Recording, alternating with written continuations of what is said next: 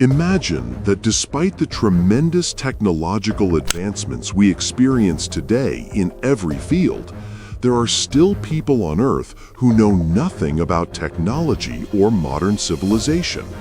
They have never seen a telephone, a car, or a train, and they don't know what electricity or the internet is. They don't even know about the invention of the electric light bulb. These people live with us on the same planet, in our time, but they live on a completely isolated island. If anyone thinks of approaching them, they will be met with poisoned arrows and spears, and they might even be killed and buried on the island. Some people have tried to reach them. Some miraculously survived and left the island in critical condition, while others met their end. The young man we will talk about today is one of those who tried to enter this island.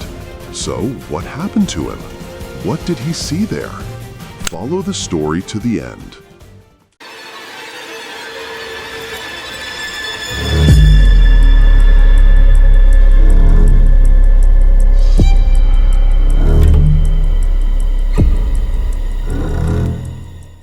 There are many human tribes that live to this day in complete isolation from civilization, most of them in the Amazon rainforest in Latin America. Strangely, scientists have only explored 25% of the Amazon rainforest so far, while 70 to 75% remains uncharted territory for the average person. Within these remote areas live tribes about whom we know nothing and who have no desire for contact with the outside world. There are also other tribes living in Asia, including the Sentinelese, who inhabit Sentinel Island, part of the Indian archipelago in the Bay of Bengal. Who are the Sentinelese? What is their story? And what happened to our protagonist when he tried to reach their island? Scientists say that human tribes lived in Africa about 60,000 years ago. Some of these tribes migrated to Asia, including the Sentinelese, who settled in the Indian islands. The world was completely unaware of their existence until 1867, when an Indian ship called the Ninafu, carrying a group of explorers, encountered difficulties at sea, and the current drove it to the shores of Sentinel Island. About 100 people disembarked from the ship onto the island to rest and consider how they would return home. But they were surprised when the island's inhabitants emerged from the trees and attacked them with arrows and spears. The islanders tried to defend themselves by throwing stones to fend them off, but the ship's captain quickly ordered everyone to board a small lifeboat, and all 100 people were able to escape the island.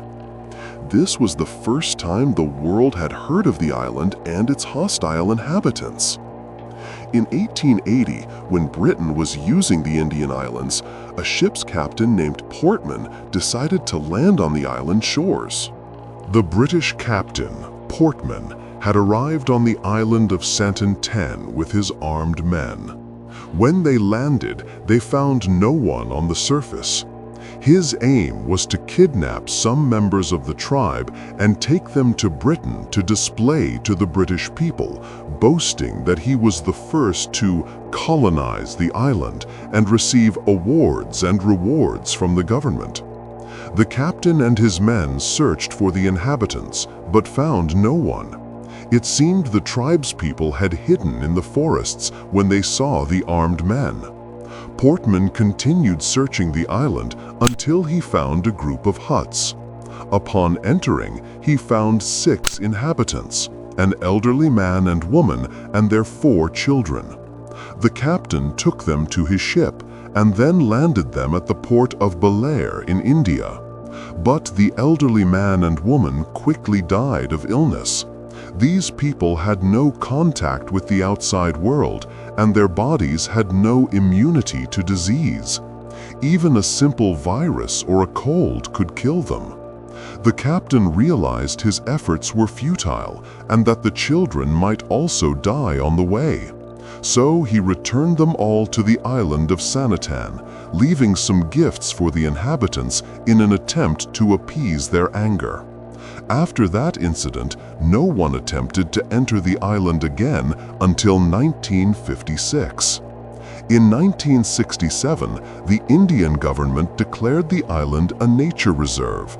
However, in the same year, an Indian scientist named Banda, a specialist in anthropology and human biology, managed to reach the island. As had happened with the British captain years before, he found none of the inhabitants visible on the surface. He continued exploring until he reached their huts, but they were empty. The scientist and his companions left some gifts inside the huts and took some tools left behind by the inhabitants for scientific study. They also took photographs and videos to make a documentary about the island. After Banda's visit, other expeditions tried to approach the island, but the inhabitants would appear on the shore with arrows and spears, threatening any approaching boat. They completely refused any contact with the outside world. In 1991, the scientist Panda returned. During this visit, he managed to connect with the island's inhabitants and establish a kind of peace with them. He took photos and videos, distributed gifts, and gave them coconuts, a fruit not native to the island. Then he left peacefully. He was practically the only person the islanders could trust. No one knows the true number of the island's inhabitants. Estimates range from 50 to 500 people, but most believe there are around 100. No one knows the details of their lives, what they eat, what they drink, their customs and traditions. All the world knows is that they go nearly naked and use poison on the tips of their arrows and spears. After more than 20 years of Panda's intermittent visits, the Indian government decided to halt all expeditions to the island. They feared that a stranger might introduce a simple disease that could wipe out the entire population, as they were not vaccinated against any illnesses.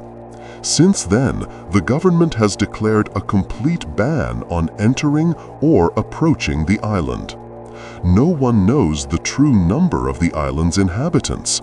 Estimates range from 50 to 500 people, but most believe there are around 100. No one knows the details of their lives, what they eat, what they drink, their customs and traditions. All the world knows is that they go nearly naked and use poison on the tips of their arrows and spears. After more than 20 years of Panda's intermittent visits, the Indian government decided to halt all expeditions to the island. They feared that a stranger might introduce a simple disease that could wipe out the entire population, as they were not vaccinated against any illnesses. Since then, the government has declared a complete ban on entering or approaching the island. Although Sentinel Island is officially an Indian island, anything that happens there is outside the jurisdiction of Indian law. If a member of the tribe kills another member of the same tribe, or if a crime occurs among them, the Indian government does not intervene at all. This is because the island is considered a completely restricted area, and its inhabitants are entirely isolated from the outside world. In 2004, when the Great Tsunami struck, the Indian government sent a helicopter to check if the island's inhabitants were still alive. The helicopter flew over them, saw that they were safe and unaffected by the disaster, and then left. In 2006, 2 fishermen were on a boat near the island. They were heavily intoxicated and fell asleep. The boat was tied to a rock, but the rope apparently wasn't tight enough. With the movement of the waves, the rope came undone, and the current swept the boat toward the island. The fishermen were asleep, unaware of what was happening around them. Other boats in the area tried to call out to them, warning them to stay away from the island, but they heard nothing. When their boat reached the shore, the islanders attacked them with arrows and spears, killing them. The Indian government tried to send a helicopter to retrieve the fishermen's bodies and return them to their families, but the islanders attacked the helicopter with arrows every time it approached, and all attempts to recover the bodies failed. After this incident, the Indian government passed a law prohibiting any boat from approaching within 5 kilometers of the island. Any boat that crosses this limit is immediately apprehended by the Coast Guard. Years passed, until a young man named John Allen Chow appeared. He was born in the United States on December 18, 1991. His father, Patrick Chow, is a psychiatrist of Chinese descent, and his mother, Linda Adams, is an American lawyer. He has an older brother and sister, and he is the youngest. John was a young man who loved travel, adventure, hiking, camping in nature, and exploring remote places. He disliked cities and sitting in offices. He preferred forests and wilderness areas, anything far from human settlements. He was obsessed with an old, deeply ingrained idea to live on a deserted island far from humanity. He also read extensively about isolated, primitive tribes. Then he came across a book about Sentinel Island and couldn't believe that people lived such a primitive life in this age of technology. From that moment, he said to himself, "This is the destination I've been searching for." Despite all the warnings that entering the island meant certain death, when he learned the story of the Indian scientist who had previously visited the island and managed to communicate with its inhabitants, John believed that the locals would treat him with the same kindness. In 2015, John traveled to India and began exploring the islands surrounding Sentinel Island, searching for any information about the Sentinelese tribe so he would know how to act if he ever tried to visit them. He then returned home and traveled to India again in 2016, continuing to gather information until 2018, the year John decided to fulfill his dream. John was accustomed to writing a journal about each trip he took. He would sit amidst nature, describing the scenery and recording every detail. He shared his photos and adventures with his followers on Instagram. In November 2018, John arrived in India and arranged with a fisherman to take him near the Forbidden Island for a fee.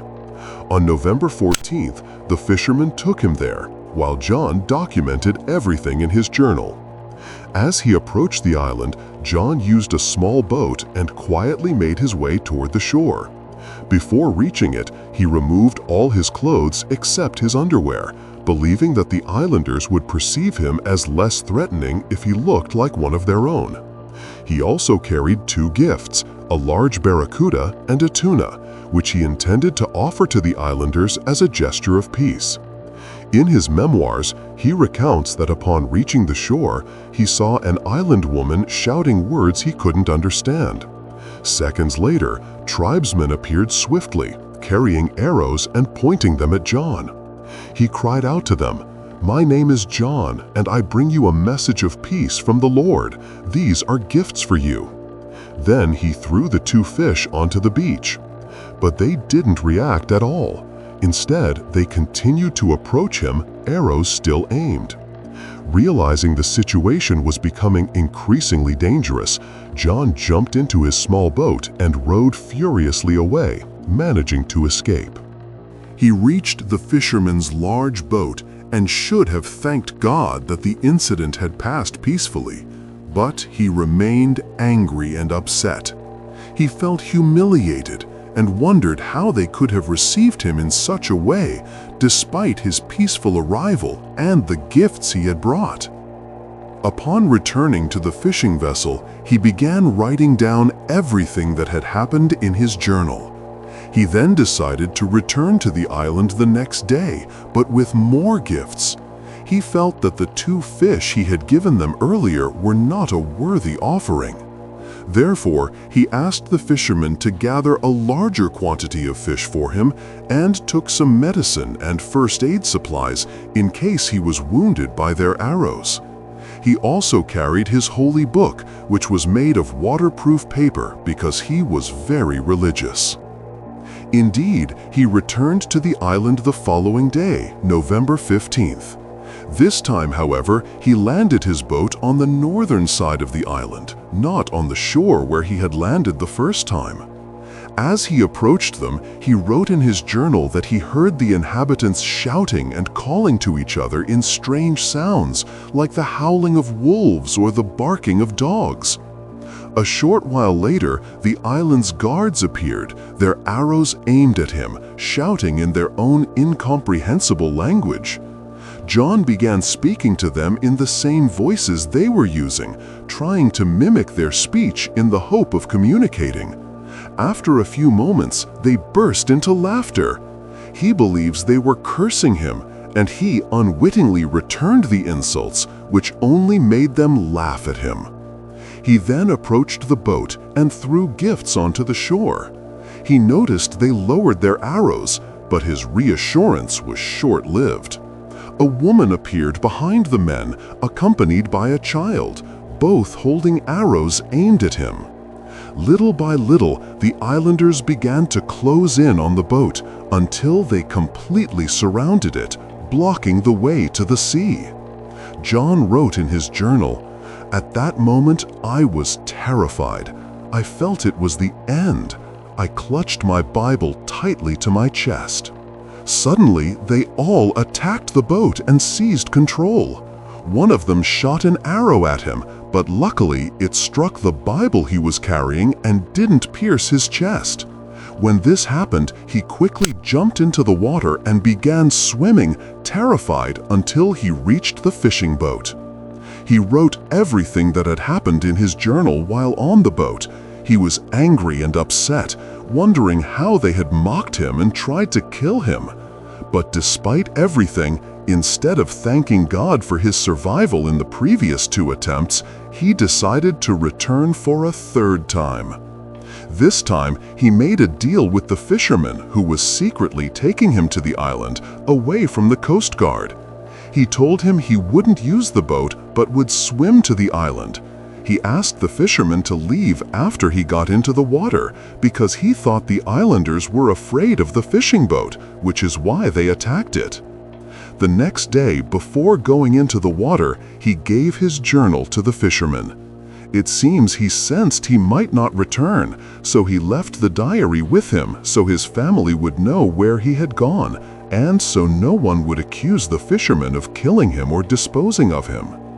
On November 16th, John jumped into the sea. The fisherman left in his boat and stood at a distance, watching. Hours passed, and John didn't return.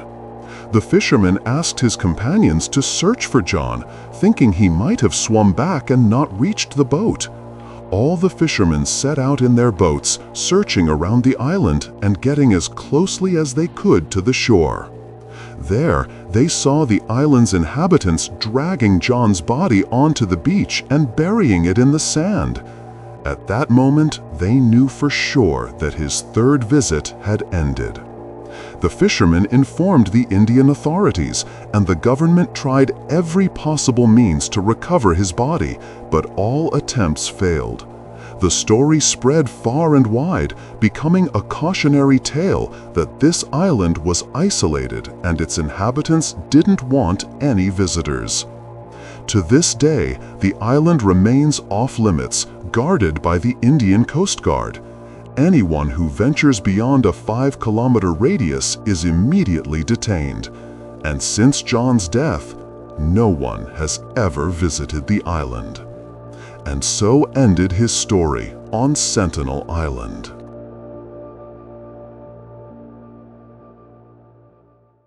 And finally, the Sentinelese tribe remains one of the most mysterious peoples on Earth. Despite the world's remarkable progress, this tribe still clings to a way of life that dates back thousands of years, refusing any contact with the outside world. Today, governments and the international community consider them part of humanity's heritage that must remain protected, free from interference and curiosity. Perhaps this is the question that makes their story unique. Is the truly advanced being the one who lives in a modern civilization? Or is it the one who knows how to preserve their identity without allowing the world to swallow them up? The Sentinelese tribe will remain a living testament to the fact that there are still unknown places on Earth, and peoples who have chosen to live their way, even if the price is complete isolation. Finally, a like, a subscription, and an encouraging comment. With you, Drex, Eternitum.